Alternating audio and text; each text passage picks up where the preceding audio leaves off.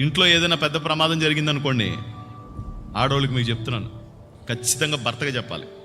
ఇంట్లో ఏదైనా జరిగిందనుకోండి, ఆడవాళ్ళు డీల్ చేద్దామని అనుకోకూడదు, ఖచ్చితంగా భర్తగా చెప్పాలి. చెప్పకపోతే సమస్య పెరుగుతుంది.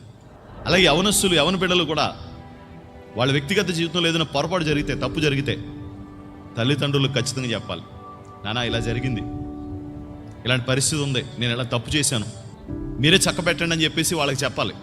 మొన్న ఒక అబ్బాయి ఈ క్రికెట్ బెట్టింగ్లు లేకపోతే రకరకాలు ఉన్నాయి కదండి, అలాగా ఏదో మొత్తానికి డబ్బులు పాడు చేసి ఒక 50,000 ఆ కుర్రాడు ఆత్మహత్య చేసుకొని చచ్చిపోయాడంట అండి. యూట్యూబ్లో కొట్టాడంట, బాగా పవర్ఫుల్ విషయం ఏదైనా ఉందా అని.